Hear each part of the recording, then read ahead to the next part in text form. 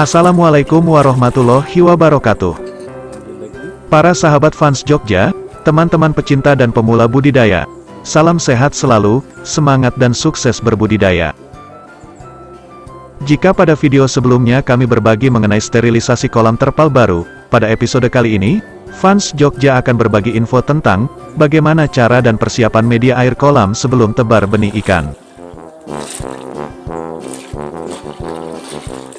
Pembentukan media air merupakan hal yang utama sebelum benih ikan ditebar. Hal ini bertujuan untuk menyediakan habitat atau lingkungan yang nyaman dan sehat bagi ikan yang akan dibudidayakan. Sebagian besar para pemula dan teman-teman yang baru akan memulai, masih bingung dan kurang mengerti bagaimana persiapan media air yang baik sebelum melakukan tebar benih ikan.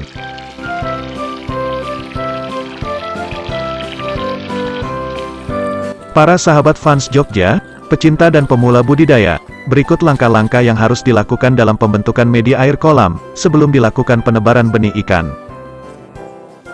Setelah media air disterilkan dengan antiseptik modern seperti pada video sebelumnya, setelah 2-3 hari, langkah pertama yang harus kita lakukan adalah melakukan persiapan air kolam atau fermentasi air kolam sebelum tebar benih ikan.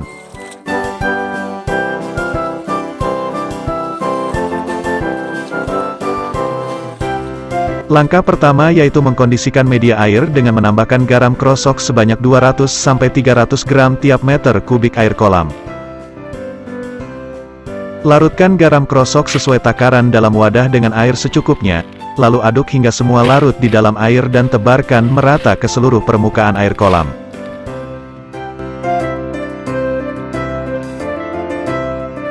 Pemberian garam krosok ini dilakukan untuk memberikan keseimbangan osmosis, serta menghambat perkembangan parasit dan bakteri patogen di dalam media air budidaya yang akan kita gunakan.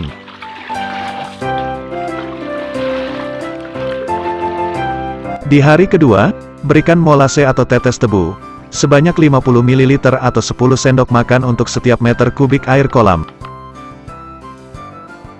Untuk cara yang harus dilakukan sama dengan pemberian garam krosok sebelumnya, yaitu larutkan molase sesuai takaran dalam wadah dengan air bersih secukupnya, lalu setelah semua larut tebarkan merata ke seluruh permukaan air kolam.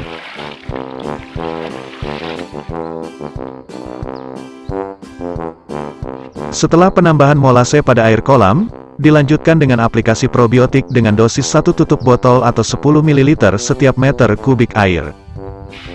Probiotik secara umum yang biasa digunakan yaitu EM4 perikanan, dengan kandungan bakteri baik yaitu Lactobacillus.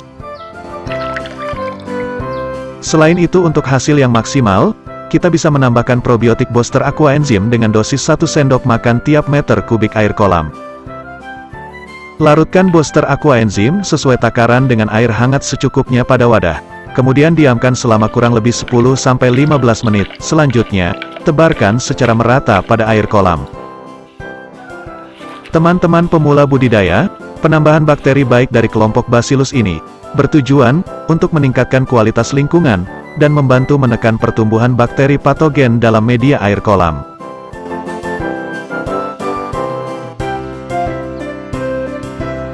Para sahabat fans Jogja, pada hari kelima atau setelah 3 hari dari penambahan probiotik tadi, langkah selanjutnya yaitu penambahan kapur dolomit pada air kolam. Aplikasikan larutan kapur dolomit dengan air bersih sebanyak 200 gram tiap meter kubik air. Larutkan kapur dolomit sesuai takaran, dengan air bersih secukupnya dalam wadah, kemudian saring ampasnya terlebih dahulu, sebelum dimasukkan pada air kolam.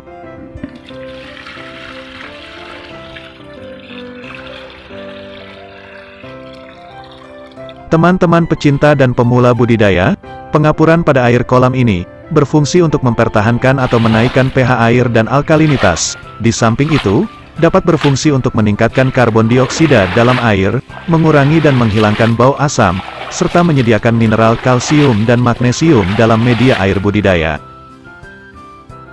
Setelah pengaplikasian bahan-bahan di atas, selanjutnya kita tinggal menunggu pembentukan air. Biasanya, setelah kurang lebih 10-14 hari dari awal fermentasi, air media budidaya telah siap digunakan.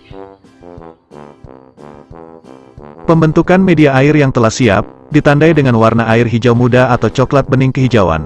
Warna hijau ini menandakan terjadinya pertumbuhan fitoplankton dalam air kolam.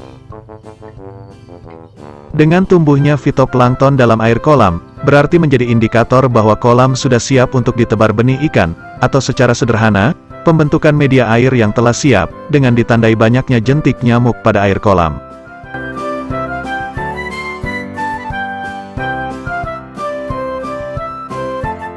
Nah, para sahabat fans Jogja, teman-teman pecinta dan pemula budidaya, itulah cara mudah persiapan atau fermentasi pembentukan air kolam, sebelum dilakukan tebar benih ikan pada kolam terpal. Semoga bermanfaat, dan jangan lupa, like, komen, share dan subscribe video fans Jogja, agar lebih berkembang dan terus semangat berbagi. Terima kasih. Wassalamualaikum warahmatullahi wabarakatuh.